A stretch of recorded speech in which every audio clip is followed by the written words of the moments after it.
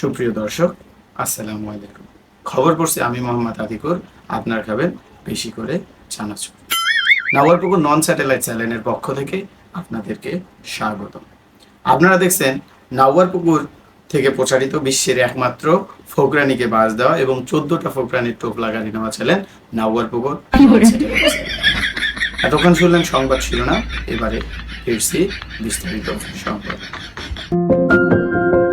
ভালোবাসার প্রথম শর্ত হচ্ছে সন্দেহ করা যাবে না, দ্বিতীয় শর্ত হচ্ছে ভালোবাসার মানুষকে বিশ্বাস করতে হবে।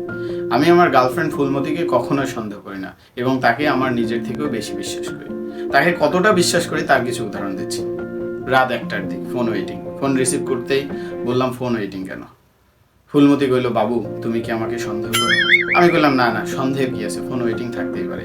আবার রাত 10টা থেকে শুরু করে ভোর 4টা পর্যন্ত মেসেঞ্জারে অ্যাক্টিভ থাকে, কিন্তু আমি বেচারাকে একটিবারও টেক্সট করি না। আমি ঘুমিয়ে পড়ি, আবার ঘুম থেকে উঠি, আবার দেখি অ্যাক্টিভ, আবার ঘুমিয়ে পড়ি, আবার ঘুম থেকে উঠি, আবার দেখি অ্যাক্টিভ। বাধ্য হয়ে যেই মেসেজ করলাম যে এত রাতে অ্যাক্টিভ কেন, ওই পাশ থেকে আওয়াজ, ফুলমতি বলল, বাবু তুমি কি আমাকে সন্দেহ করো? আমি বললাম, না, সন্দেহের কি আছে। সেদিন দেখি সৈয়দপুরে একটা চুল কেমন জানি রঙের, প্যান্টটা ছিঁড়া, রিক্সাতে হাতে হাত ধরে যাচ্ছিল। তো আমি রিক্সা থামিয়ে বললাম, এই ছেলেটা কি? তো ফুলমতি কইল, বাবু তুমি কি আমাকে সন্দেহ করো? বললাম, না, সন্দেহ কি আছে, ছোট ভাই ব্রাদার থাকতে পারে, এখানে সন্দেহ কি আছে। সেদিন আমার বন্ধু মফিস ফোন দিয়ে বললো, কি রে, তোর গার্লফ্রেন্ড ফুলমতির নাকি বিয়ে ঠিক হয়েছে, এবার তো তুই ছ্যাঁকা খেলি। আমি ঘটনাটা শুনেই ফুলমতিকে কল দিয়ে বললাম, ঘটনা কি সত্যি? ফুলমতি কইল, দেখো বাবু, আমার কোনো করার নাই, আমার বাবা হার্টের রোগী, আমি নাও বলতে পারতেছি না। দেখো তুমি আমাকে বিশ্বাস করো, আমি শীঘ্রই তোমার কাছে চলে আসবো, আমি তোমাকে ভালোবাসি, তোমার কাছেই ফিরে আসবো। আমি আমতা আমতা করে বলে উঠলাম, কিন্তু বলল, বাবু তুমি কি আমাকে সন্দেহ করো? দেখো আমি ভার্জিন আছি, আমি ভার্জিন হিসাবে তোমার কাছে ফিরে আসব। আমি বললাম যে ঠিক আছে, কোনো সমস্যা নেই, তুমি বিয়ে করতে পারো, তোমার উপর আমার শতভাগ বিশ্বাস আছে, তুমি কোনো জামাইয়ের সাথে কিছু করবে না। সেদিন দেখলাম ফুলমতিকে একটা ছোট বাচ্চা কোলে নিয়ে হাঁটতেছিল। এগিয়ে গিয়ে বললাম, এই বাচ্চাটি কার? ফুলমতি কইল, এটা আমার। তো আমি আমদা আমদা করে বলে উঠলাম, তুমি না বলেছিলে জামাইয়ের সাথে কিছু করবে না, তাহলে এই বাচ্চা হলো কিভাবে? দেখো বাবু, কোথা থেকে যে কি হয়ে গেল আমি বুঝতে পারিনি। তুমি বিশ্বাস করো, আমি আর এই দ্বিতীয়বার এই ভুলটি করব না, আমি শীঘ্রই তোমার কাছে চলে আসবো। তো আমি কিছু বলতে যাব, তখন এই ফুলমতি বলে উঠলো, বাবু তুমি কি আমাকে সন্দেহ করো? আমি বললাম, আরে না, সন্দেহের কি আছে। কোচিং সেন্টারে পড়াই অনেক দিন থেকে। তো একদিন হুট করে ফুলমতি 5-6টা বাচ্চা নিয়ে কোচিং সেন্টারে চলে আসলো।